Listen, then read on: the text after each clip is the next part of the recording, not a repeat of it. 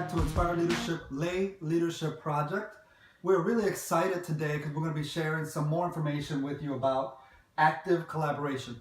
If you haven't had a chance to check out our other video on the 4 most common reasons why leaders do not collaborate, please go back, check out our video, really good information there.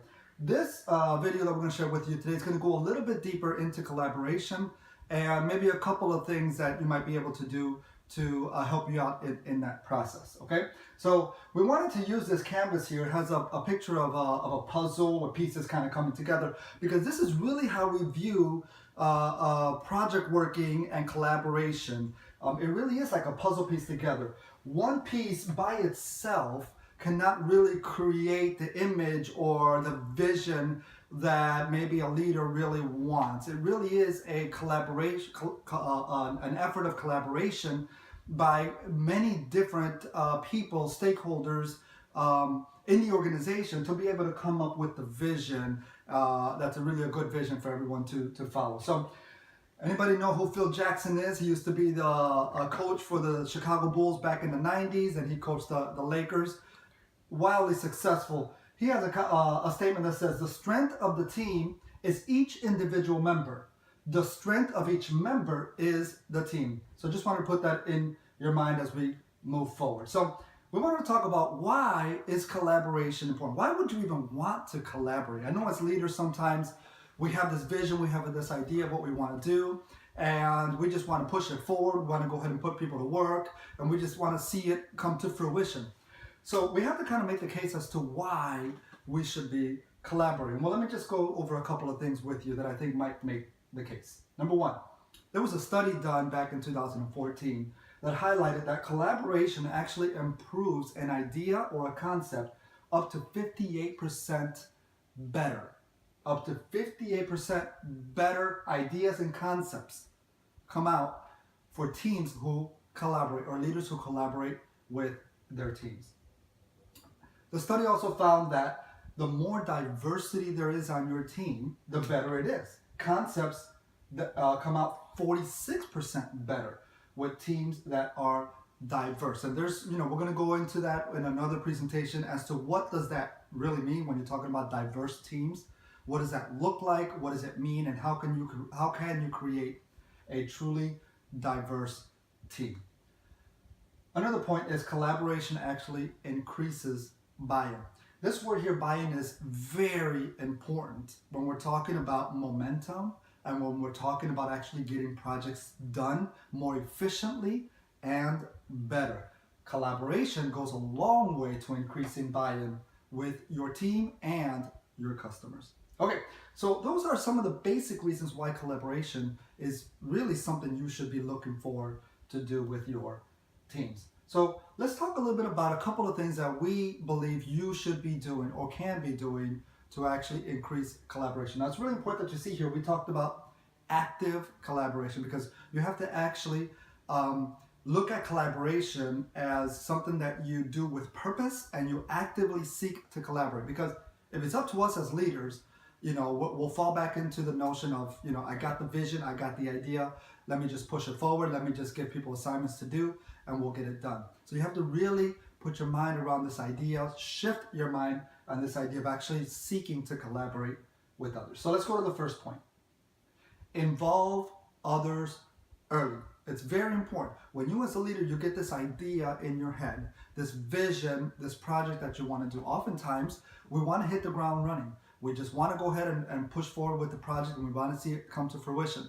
And what we're saying is pump the brakes there just for a minute, and it's going to give you much better results at the end. If you just stop for a moment and you slow down for a little bit and you say, I have this vision, I have this idea, this project that I want to do.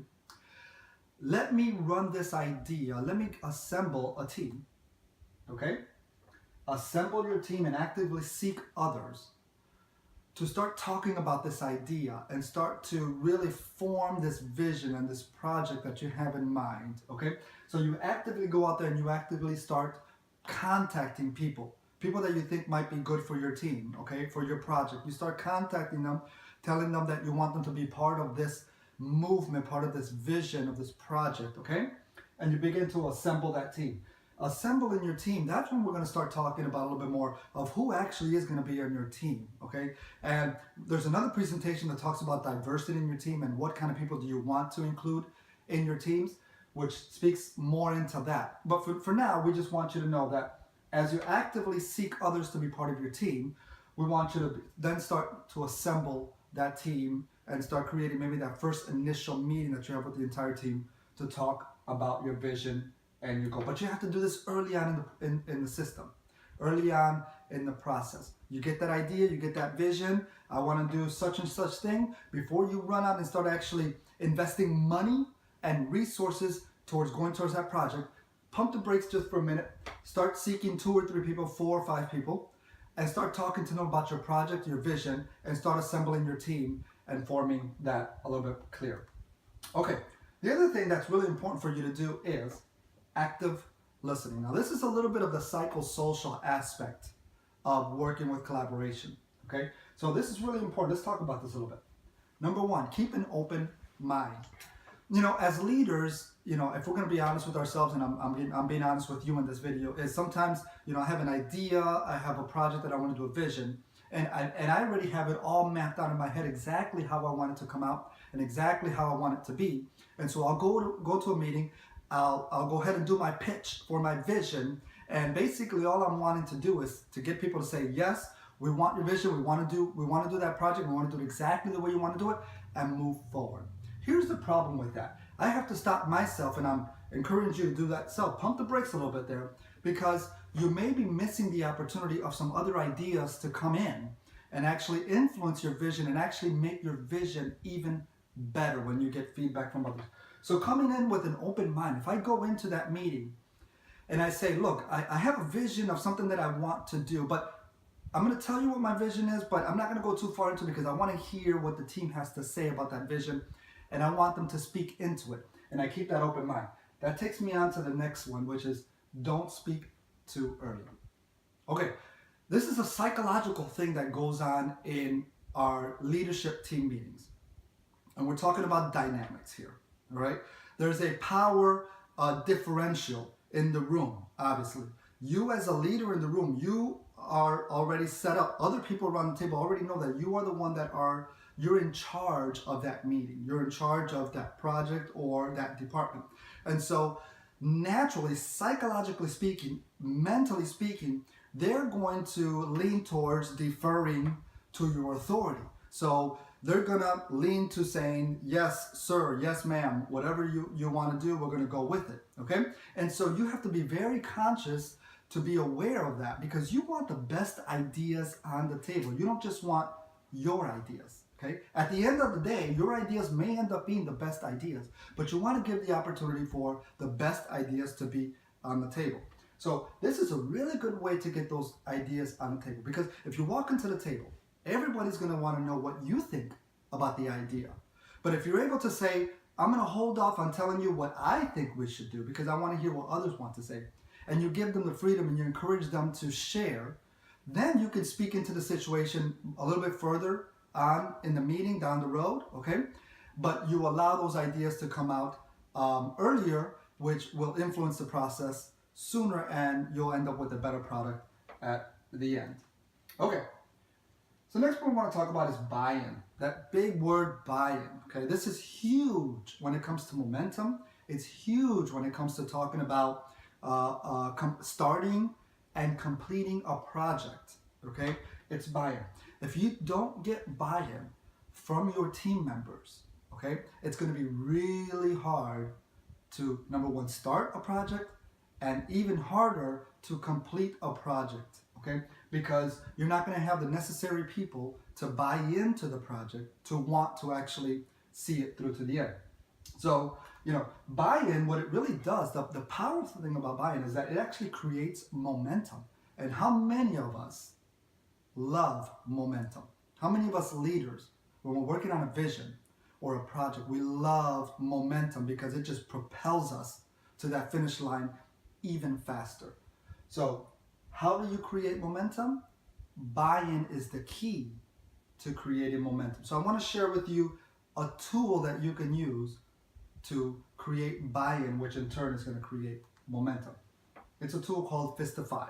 Okay, you see it here on the screen. All right, and if you click on the link below, you'll be able to get a free, I think it's going to be a PDF form that you can actually download. You can print it out and you could use it with your team. Okay, it's a tool that you can use, and it's designed to help you create buy-in, which in turn will create momentum. I'm not going to go into the details exactly of how this works because we're going to create another video that's going to explain that.